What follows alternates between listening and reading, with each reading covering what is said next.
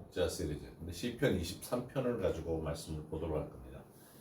시편 23편은 잘 아는 말씀인데 이 내용을 가지고 보도록 할 텐데, 먼저 시편 23편을 우리 함께 읽도록 하십시다. 여호와는 나의 목자심이 내게 부족함이 없으리로다. 그가 나를 푸른 풀밭에 누이시며 쉴만한 물가로 인도하시는도다. 내 영혼을 소생시키시고 자기 이름을 위하여 의의 길로 인도하시는도다.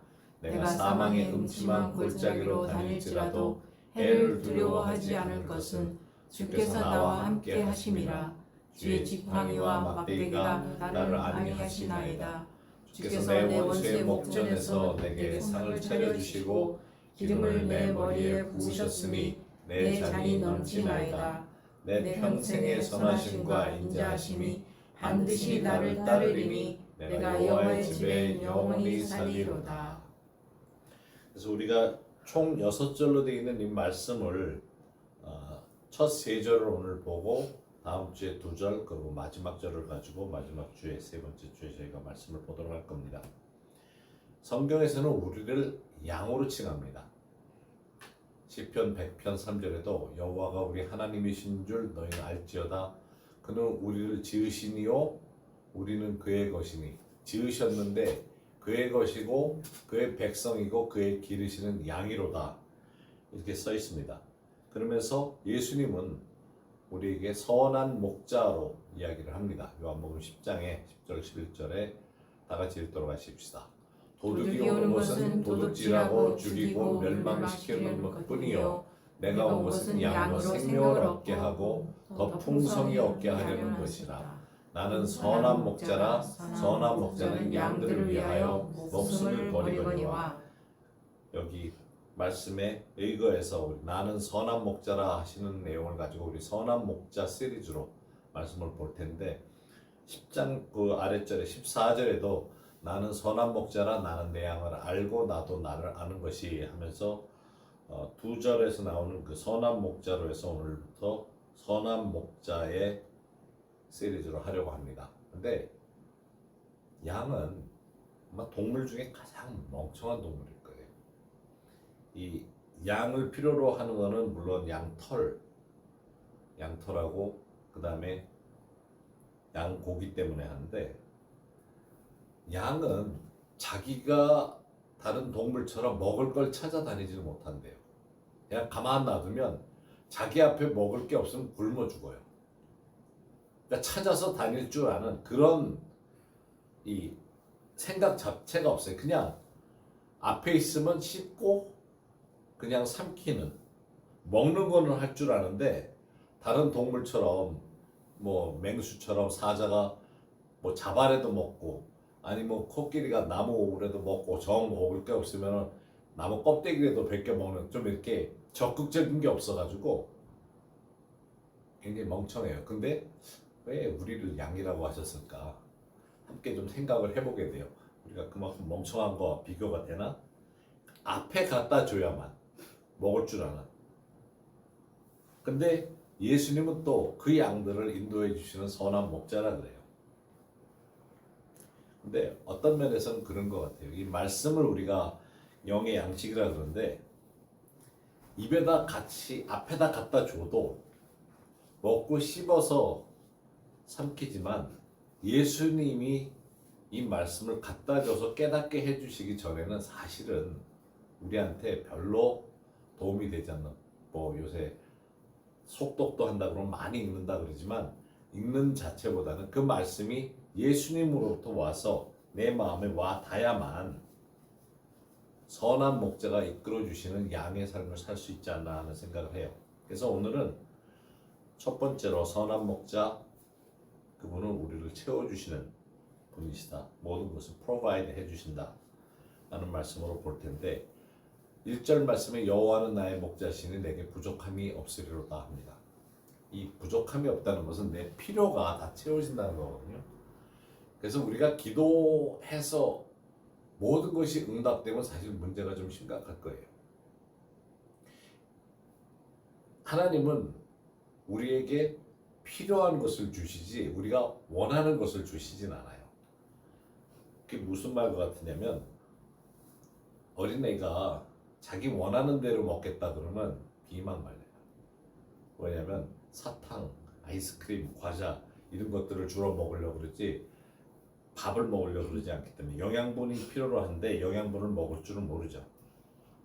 이스라엘 민족도 사실 그들이 기도해오던 것은 로마 군정에서 벗어날 수 있는 무력을 쓸 수 있는 장군이나 왕을 원했던 거죠. 그걸 놓고 기도를 하고 그것이 자기들의 필요라 생각을 했어요. 그렇지만 하나님은 저들의 필요, 인간의 필요는 그런 것이 아니라 우리를 구원해 주실 분이 필요했던 거죠. 그래서 구원자를 보내주셨던 겁니다. 나의 필요를 채워주시는 것이 사실은 나에게 가장 필요한 것을 원하는 것을 주시는 것이라 생각을 해야 됩니다. 그래서 우리가 그렇게 기도할 수도 있어요. 나의 모든 기도가 응답되지 않은 것을 감사해야 될 수도 있어요. 내가 기도하는 내용 자체가 어떤 때는 너무 허망하고 또 놀라운 것일 수 있어요. 그것이 응답되는 자체도 또 이상할 수 있고 내 필요만을 채워주시는 것이 사실 놀라운 거죠. 목자가 되셔서 우리를 언제든지 인도하신다는 것을 선한 목자가 인도하신다는 것을 생각을 해야 됩니다. 그래서 감사해야 되는데 이 세 가지 필요를 세 가지로 필요를 채워주시는 선한 목자를 생각하면서 보도록 할 겁니다. 그래서 첫 번째를 푸른 풀밭과 물가 2절에 보면 그가 나를 푸른 풀밭에 누이시며 쉴만한 물가로 인도하시는도다 하는데 푸른 풀밭과 물가는 만족과 평온함을 주는 거죠. 우리에게 만족과 평온함을 안겨주는 것을 말합니다. 푸른 풀밭에 양이 가게 되면 사실 그것만 봐도 배가 부를 거예요. 이렇게 많은 것을 내 앞에 놔주다니. 우리가 그런 만족감을 얻을 수 있는 주님과의 동행하는 삶을 살 수 있어야 합니다. 만족감과 평안함을 가지고 살아야 되는데 자, 만약에 내 삶에 지금 만족함과 평안함이 없다 한다면 선한 목자와 관계를 좀 생각해 봐야 돼요. 나는 선한 목자를 올바로 따르지 못하고 있다 하는 생각도 해봐야 됩니다. 선한 목자는 푸른 풀밭에 누이시는데 여러분들 양은 혼자 못 누워요. 이것도 또 멍청한 양의 모습이기도 한데 양은 늘 그 다리가 짧고 몸통이 커요. 그런데다가 털이 많아지면 무거워가지고 자빠질지언정 눕지를 못해요. 혼자. 그래서 목자가 하나씩 눕혀줘야 돼요. 자빠지지 않게 제대로 눕혀줘야 누워서 눕혀주는 대로 누워서 그 만족하게 해주는 것 그걸 통해서 안정감을 얻는 거죠. 풀밭에 눕혀주면 그때 가서 쉴 수 있어요. 그러니까 양은 좀 앞만 봐도 어떻게 저러고 살지 않는데 양의 모습을 보면서 생각할 게 아니라 선하신 목자가 우리를 그렇게 일일이 하나씩 눕혀줘서 쉴 수 있게 물가로 안정을 얻을 수 있게 해주신다는 것이 귀한 거죠.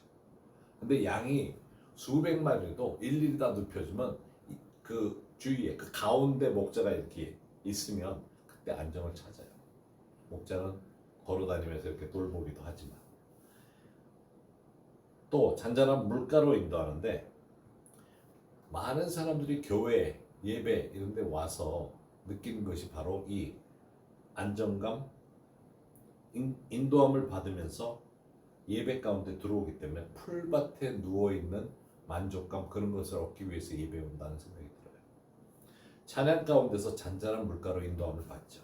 그리고 어떠한 상황에서든지 교회에 와서 예배드리는 가운데 하나님의 임재를 통해서 내 마음에 있는 것이 풀어지고 또 의지할 수 있고 말씀을 통해서 필요한 것을 체험받을 수 있는 그런 시간이 되는 거죠. 그래서 주일 예배 찬양 가운데 물가에서 쉼을 얻고 꼴을 얻는다는 것이 중요합니다. 그러나 그것이 일주일에 한 번이라면 좀 부족하다는 거죠.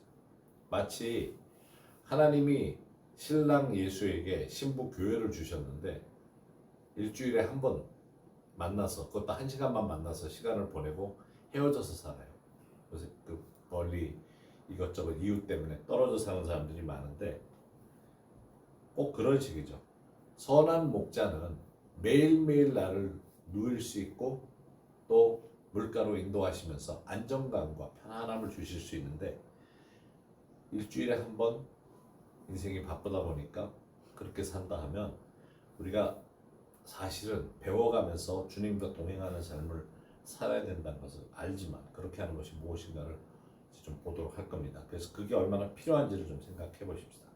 그래서 우리가 인도하심을 받는 경험을 매일 시간을 들이고 그것이 지속적으로 되면 나를 성숙하게 인도하시는 임재 속에서의 삶을 살게 되는 겁니다. 그래서 주님과 그런 시간을 시작을 하면 돼요. 그것이 아침 일찍 일어난 사람이라면 아침에 해도 되고 저녁에 자기 전에 또 그렇게 하는 사람들은 저녁에 시작을 하면 됩니다. 그래서 여기 보면 그가 나를 누이신다 그랬거든요. 이 누인다는 뜻을 애들을 저희가 키우다 보니까 애들이 칭얼거릴 때가 있어요. 그때가 대체로 잠이 부족하든지 배가 고플 때예요.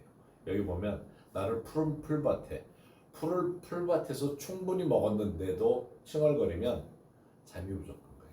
눕혀야 돼, 자야 돼, 쉬어야 돼. 그렇지 않으면 계속 칭얼거리고 힘들어하죠. 본인도 힘들고 주위에 있는 사람도 힘들어요. 그래서 주님께서는 우리를 보실 때 우리의 필요를 보시기 때문에 누워주세요. 쉬라고. 근데 애들 쉬라 그러면 아니 해가 쨍쨍한데 왜 쉬라 그러냐고 난리를 쳐요. 시애틀 같은 경우에는 여름에 저녁에 9시가 돼도 밖이 훤해요. 그러니까 우리 큰애 처음 이사 가가지고 노는 걸 너무 좋아하는데 앞에 애랑 둘이 잘 놀았는데 저녁에 8시가 돼서 누이려고 그러면 왜 바깥이 환한데 자라 그러냐고. 근데 일단 눕혀놓으면 5분도 안 걸려. 그냥 자요. 피곤하니까. 충분히 잘 필요가 있는 거죠. 그렇게 쉴 필요가 있는데 쉬지 않으면 영어로 하면 번아웃이 돼요. 완전히 다 진이 빠져가지고 힘들어서 그 회복하는 시간이 너무도 오래 걸리는 거죠. 마치 양끝에 불을 붙여가지고 태우는 것과 같아서 그런 삶을 살다 보면 힘들죠. 그 시내에 이렇게 차를 몰고 다닌다 보든지 주유소에 가면 항상 그 큰 기름 탱크를 2개씩 달고 다니면서 주유소 그쪽 한쪽 구석에다가 기름을 부어주는 트럭들이 있어요. 배달을 해주는 트럭들인데 우리가 사역을 하든지 일을 하든지 열심히 남의 것을 위해서 부어주다가 어느 날 갑자기 내가 고갈된 것을 하는 거죠. 그 트럭에 기름이 없을 수 있어요. 여러 군데 가서 많이 다니다 보면 내 트럭 자체에 엔진을 움직일 수 있는 기름이 없을 수 있어요. 근데 일반적으로 왜 내가 늘 부어주는 기름 탱크에 기름이 잔뜩 있는데 내 트럭에다 부으면 되지 하는데 이거는 밀폐된 공간에 있는 것이고 또 그 호수 자체가 사이즈가 달라가지고 거기다 부어 넣을 수가 없어요. 그리고 한 번에 연결을 하면 한꺼번에 너무 많은 양이 나오기 때문에 그렇게 할 수도 없고 그렇게 우리가 풀밭에 누이시는 주님을 선한 목자를 생각하며 살아야 됩니다. 그만큼 우리가 우리에게 필요한 만족과 평안함을 얻으며 살아야 된다는 겁니다. 그 다음에 두 번째 선한 목자가 우리에게 해주시는 것은 치유와 회복을 시키시는데 3절 앞부분에 보면 내 영혼을 소생시키시고 하는 말씀이 있습니다. 소생이라는 단어는 마음에 깊이 상처난 것을 회복시킨다는 의미입니다. 회복한다는 그런 의미인데 깊은 것을. 그래서 우리가 마음이 아프다, 어떤 상황에 갑자기 억장이 무너진다 그런 표현도 쓰는데 극심한 슬픔이나 절망 같은 것이 다가올 때 어떻게 해야 될지 모르는 상황에서 쓰는 그럴 때 생기는 것이 깊은 우리가 일반적으로 얘기할 때 영이 상처를 받는다, 영혼이 상처를 받는다는 그런 말을 하는데 잘 살다가 갑자기 어떤 문제가 생긴다든가 평생 직장 충성을 다했는데 갑자기 그만두게 된다든가 쫓겨난다든가 그럴 때 절망감, 앞으로 어떻게 하지, 어떻게 살지 하는 그런 상황이 올 때 상처를 받죠. 그때 선한 목자가 내 영혼을 치유하시고 회복시킬 수 있다는 겁니다. 그래서 영혼을 소생시킨다 그러는데 이사야서에 보면 메시아에 대한 이야기가 많이 나오는데 예수님 오시기 700년 전에 벌써 예언적으로 이야기를 하고 있어요.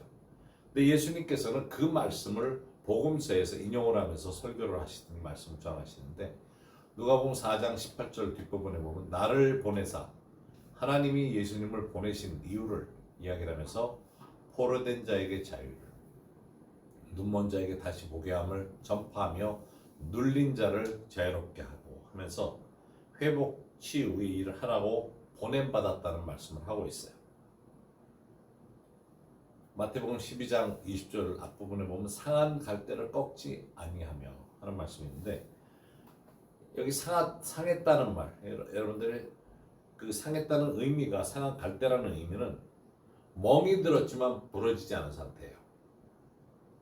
그냥 아프긴 되게 아프죠. 부러지진 않았는데 갈비뼈에 금은 갔는데 멍이 엄청나게 들어요. 그 갈비뼈에 금이 가면 숨쉬기도 힘들어요. 그런 상태의 통증을 말하는데 예수님께서는 그런 상태에 있는 사람도 꺾어버리지 않고 회복시키신다는 거죠. 그렇게 아픔이 있고 영적으로 그렇게 힘든 상황에서도 이 말씀을 해주시는데 또 예수님이 마태복음 12장 10절에서 12절 말씀에 앞서서 본 말씀에 보면 이 상한 갈대를 꺾지 않는 12장의 말씀인데 그 앞부분에 왜 이 말씀이 연결이 되는가 하면 바리새인들이 예수님이 안식일을 범하는지 치유를 하고 있는지 하는 걸 보려고 그러는데 한쪽 손 마른 사람이 못 쓰는 사람들이 예수를 고발하려고 물어보는데 안식일에 병 고치는 것이 옳으니까 하면서 데리고 오죠. 근데 예수께서 이르시되 너희 중에 어떤 사람이 양 한 마리가 있어 안식일에 구덩이에 빠졌으면 끌어내지 않겠느냐? 사람이 양보다 얼마나 더 귀하냐? 그러므로 안식일에 선을 행하는 것이 옳으니라 하시고 이 사람이 다른 것도 아니에요. 예수님이 치유하셨다는 거를 뭐 일을 하신 것도 아니고 손을 내밀라고 그랬을 때 치유가 됐거든요. 말로. 그리고 말을 하지도 말라는 얘기예요.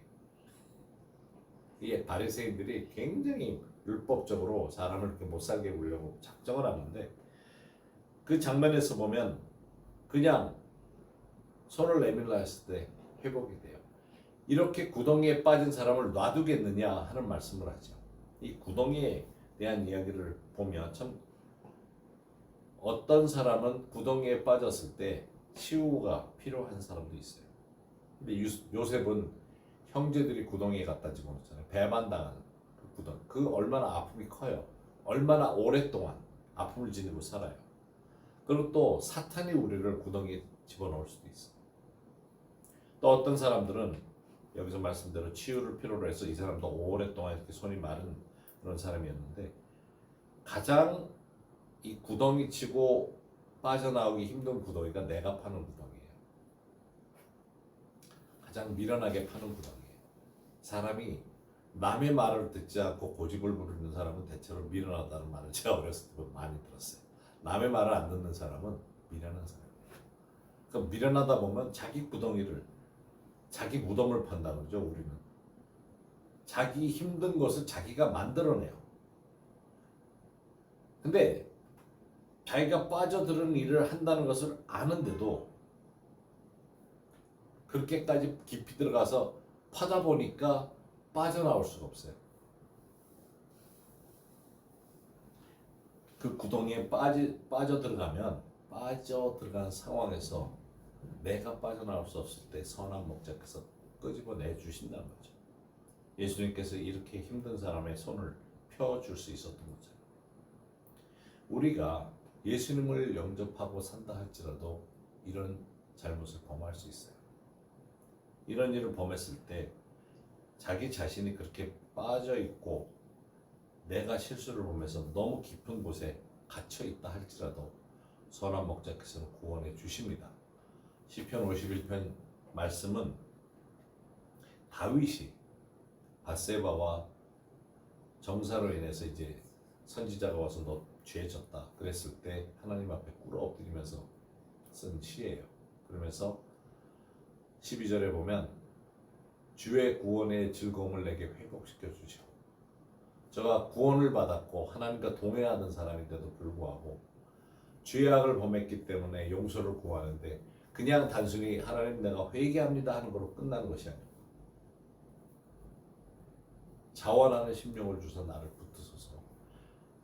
여러분도 혹시 그런 거 느껴본 적 있으세요? 뭔가 내가 잘못한 걸 알아서 용서를 구했는데 아직도 뭔가 컬컬한 거, 아직도 내가 뭔가 더 해결을 해야 될 것 같은 거. 바로 그것이 그냥 우리가 일반적으로 잘못했습니다 하는 그 선에서 끝나는 것이 아니라 어떤 때는 내 영이 그 구덩이에서 완전히 빠지려면 구원의 즐거움이 회복돼야 됩니다. 이 회복되는 것이 우리에게 반드시 필요하다는 거죠. 예수님을 믿었고 예수님과 동행하는 삶을 산다 할지라도 치유와 회복이 선한 목자로 인해서 주어진다는 것을 알아야 합니다. 그래서 그때 우리가 기도를 하면서 주님 앞에 긍휼을 베풀어 주시도록 구원을 베풀어 주시되 회복시키시되 내 마음의 즐거움을 기쁨을 회복시켜 주시도록 기도해야 됩니다. 그래서 회개 그럴 때 우리가 단순히 내가 잘못한 것을 인정하고 고백하면 된다 그랬지만 사실 실제로는 내 마음이 즐거움으로 회복되는 데까지 가야 된다는 거죠.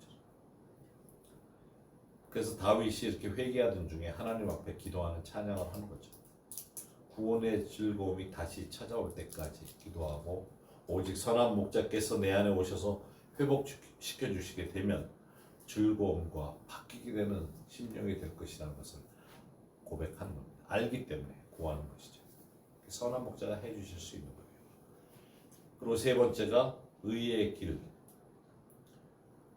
23편 3절 뒷부분에 자기 이름을 위하여 의의 길로 인도하시는도다. 선행을 우리가 선이라는 것을 알아야 되는데 선의 길, 의의 길을 안다 하는 것은 여러분들 여기는 등산을 가면 하도 많은 사람들이 가가지고 줄 서서들 올라가잖아요. 그러니까 남이 궁뎅이만 보고 길을 찾을 수가 없어. 길을 찾을 필요도 없어. 왜냐하면 사람들이 줄 서서 가니까 따라가면 돼요. 금강산 북한에 있는 금강산을 한번 갔더니 거기는 길을 이 절벽에다가 어떻게 그렇게 쇠로 이렇게 해서 갖다 놨는지 사다리가 있어요.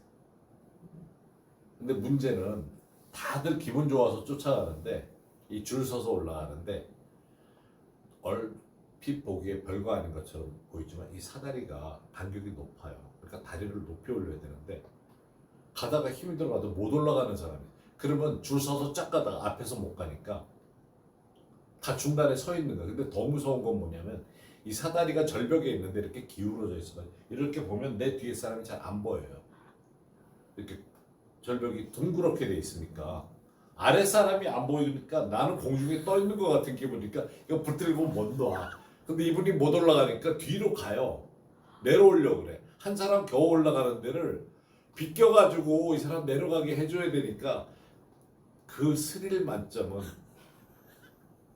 다른 등산에서 겪을 수 없는 무서움과 근데 더 무서운 거는 이게 이분이 내려가려고 때 사람이 꽉 매달려 있잖아. 각 계단마다 매달려 있잖아요. 이게 무게를 지탱할 수 있나? 삐걱삐걱 소리가 나니까 이게 등산에 더운 것도 있는데 등에서 땀이 이 사람이 내려올래는 이 여자분이 내려올래는데 이렇게 있는데 누가 내려가요. 근데 보면 궁뎅이밖에 안 보여. 나를 밀고 내려와 막. 그러니까 얼마나 겁이 나고 앞쪽에서 이제 빨리 올라가는 건 좋은데 그런 길로 인도하는 건 아니에요. 선한 목자가 인도하시는 길은 제가 이걸 말씀을 생각을 하다가 그 금강산 그때 그게 생각이 나가지고 좀 끔찍하게 됐는데 그런 길이 아니고 시애틀에 가면 사람이 별로 없는 산을 많이 가게 돼요. 거기 산이 많아가지고 등산로가 많아요. 가면 이렇게 가다 보면 산길에 사람이 없어도 앞에 갔던 길에 사람은 안 보여도 길이 보이죠. 왜냐면 누가 다녔었기 때문에. 바로 그런 의미의 길로 인도하신다는 거예요. 나 홀로 사는 것 같아도 내가 지금 산행을 하기 위해 따라가는 그 길은 누가 한번 지나간 길이네. 그게 바로 의의 길로 인도한다는 그런 의미인데 그 길을 따라가면 올바로 갈 수 있는 길이에요. 근데 그 길을 벗어나서 다른 데로 들어가 버리면 거기 가시덤불도 있고 길이 아는 데로 가다 보면 풀도 많고 나뭇가지 돌도 많고 그러다 보면 넘어질 수 있죠. 여기서 의미하는 그 길은 자기 이름을 위하여, 그러니까 선한 목자는 그 길을 먼저 갔었기 때문에 예수님은 인간으로서 먼저 그 길을 가셨어요. 그랬기 때문에 그 길이 나 있는 거예요. 의의 단어는 은혜 가운데 믿음으로 하나님과 올바른 자리에 있는 것을 말해요. 의라는 의미는 우리를 구원하시는 것이 은혜 가운데 믿음으로 하나님의 자리에 나아가는 것이지 우리가 행한 모든 일로 인해서 되는 건 아니죠. 나의 행함을 얻어서 되는 것이 아니고 은혜는 그냥 선물이기 때문에 이해를 올바로 해야 됩니다. 은혜가 나를 하나님과 올바른 길로 인도를 해주십니다. 그러나 죄를 범하게 되면 우리가 의의 길로 인도함을 받고 가다가도 실수를 하게 되면 다시 예수님께 구해야 되는 거죠. 내가 예수님을 영접하고 구원받은 자로서 중간에 죄를 범한다 할지라도 하나님이 나를 보는 관계에 있어서는 변한 게 없어요. 전혀 변하는 게 없어요. 예수님으로 인해서 이미 깨끗해진 것 때문에 내가 변한 건 없어요. 하나님이 보실 때는 그대로예요. 난 구원을 받고 영생을 얻은 자로서. 그런데 내 자신의 입장에서는 변화가 있죠. 죄송하기도 하고 죄책감도 있고 여러분들은 예수님 영접한 이후에 한 번도 죄를 져본 적이 없기 때문에 그런 기분이 들지 않을지 모르지만 온전치 못한 내 자신을 바라보면서 조금 뭔가 힘들어할 수 있어요. 앞서 보았던 다윗처럼 회복이 돼야 되는 그런 것들을 생각할 수가 있죠.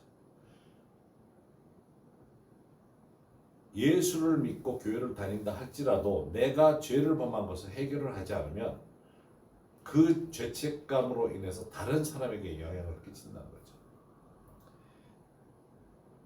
그 교회 안에서 다른 사람을 판단하고 말을 이렇게 거침없이 하면서 남의 잘못을 지적하는 사람들은 죄책감에서 벗어나지 못한 사람들이에요. 죄를 예수님을 영접하면서 회개를 하고 구원을 받았을지라도 그 후에 죄진 것에 대한 죄책감이 또 있는 거예요. 그러다 보니까 내 자신이 나를 정죄를 해요. 근데 그것을 드러낼 때는 다른 사람을 향해서 뿜어내는 거죠. 그냥 주님 앞에 가서 은혜로 다시 용서를 구하면서 회복해야 돼요. 회복하는 자리까지 가려면 그 즐거움이 다시 회복되는 것을 알아요. 내가 즐거움을 회복하면 내가 이미 회복된 상태에 있구나 하는 것을 알게 되죠. 시편 32편에 보면 1절에서 5절이 그 회개에 대한 것 철저하게 이야기하고 있는 것을 볼 수 있어요. 철저한 회개라고 할 수 있는데 허물의 사함을 받고 이미 예수님을 영접을 했어도 허물을 가질 수 있어요. 이 허물이라는 단어가 참 조금 가벼워가지고 죄보다는 조금 가벼운 것 같은 그런 생각인데 자신의 죄가 가려진 자는 복이 있도다. 예수님의 이름으로 다 회개되고 깨끗하게 사는 사람은 복이 있는데 마음에 간사함이 없고 여호와께 정죄를 당하지 아니하는 자는 복이 있도다. 내가 입을 열지 아니할 때 종일 신음함으로 내 뼈가 쇠하여 회개를 하지 않으니까 주의 손이 주야로 나를 누르시오니 내 진액이 빠져서 여름 가뭄에 마름같이 되었나이다. 내가 이르기를 내 허물을 여호와께 자복하리라 하고 주께 내 죄를 아뢰고 내 죄악을 숨기지 아니하였더니 곧 주께서 내 죄악을 사하셨나이다. 회개하니까 금방 사하셨다는 거죠. 여기서 죄가 가려진 그 의미는 죄가 가려진 자는 복이 있다다. 가려진다는 그런 의미는 죄를 남 탓으로 한다는 그런 의미인데 죄를 남 탓으로 하지 않는 자가 복이 있다는 거예요. 하나님 앞에 전혀 죄가 없는 자가 복이 있지만 그렇지 못한 자 안에서도 자유함을 표현하는 구절이기 때문에 우리가 죄책감에서 어떻게 벗어나야 되는지를 보여줍니다. 의의 길로 인도함을 받는 장면이라고도 할 수 있어요. 선한 목자는 양의 뒤에서부터 몰지를 않아요. 그건 카보이들이나 하는 거고, 선한 목자는 앞서서 갑니다. 이스라엘에 가면 그 관광지 중에 여기가 계곡이라고 하면서 그 시편 23편에 계곡이라 그러면서 데려가는 데가 있어요. 근데 그 계절에 따라 다른데 겨울에 가면 거기가 워낙에 1년 내내 더운 지역이고 가물다 보니까 풀이 한 포기도 없어요. 진짜 풀이 요만한 거밖에 안 보여. 그런데 겨울에 풍성해질 때는 그 계곡에 진짜 완전히 파랗고 풀이 잔뜩 있고 물가가 있고 물이 흐르니까. 근데 그곳에 온 동네 양들을 다 데리고 목자들이 온대요. 자기 집에서부터 일찍 출발해서. 근데 어떤 목자는 몇백 마리 데리고 어떤 목자는 뭐 70마리, 80마리를 데리고 오는데 앞서서 오면 거의 매일 출근하는 거야. 거의 풀이 하도 좋으니까.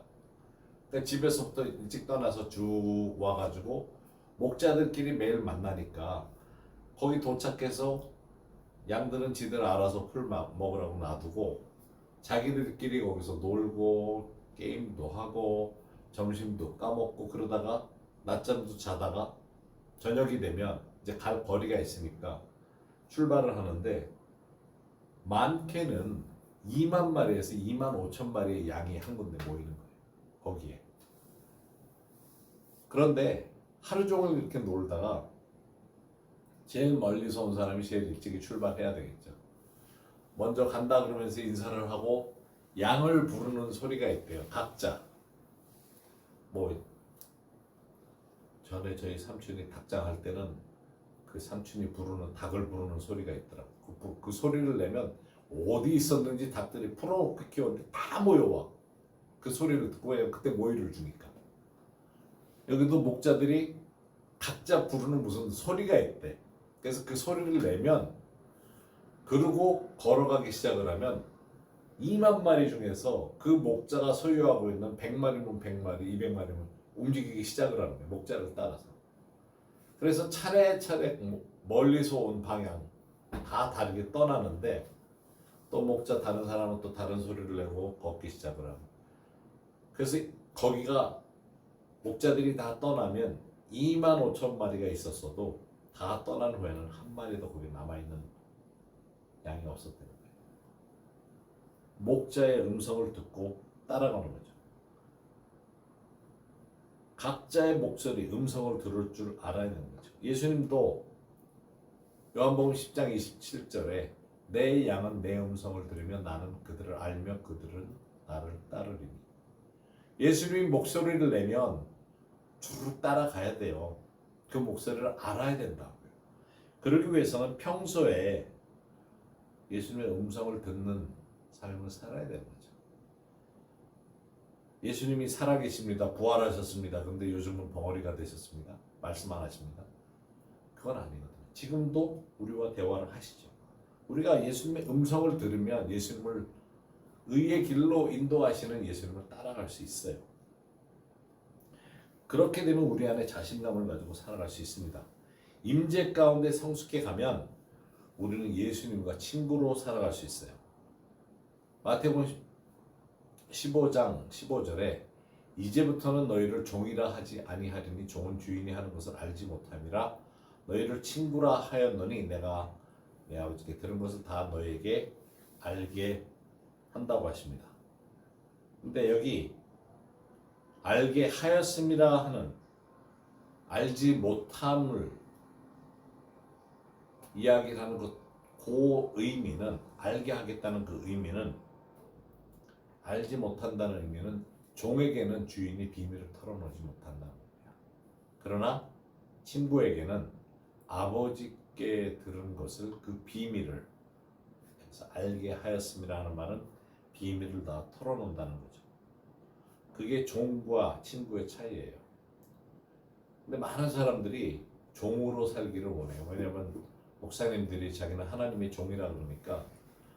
그런데 실제로는 하나님의 친구가 예수님의 친구가 되어야 되는 거죠. 우리는 예수님의 친구로 살아야 돼요.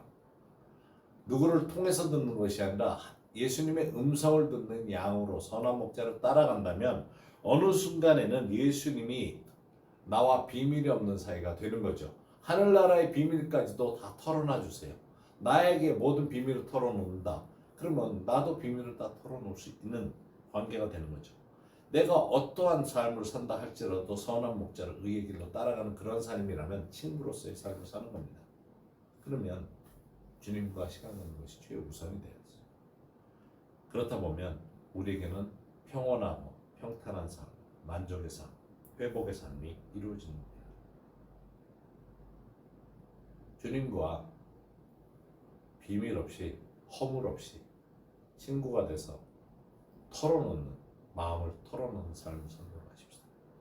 마음을 열고 그렇게 하려면 우리가 매일매일 주님과 최대한의 시간을 가지면서 친밀한 시간을 만들어 갈 수 있어야 돼요. 그래야 우리도 친구라는 자리에서 삶을 살아갈 수 있는 겁니다.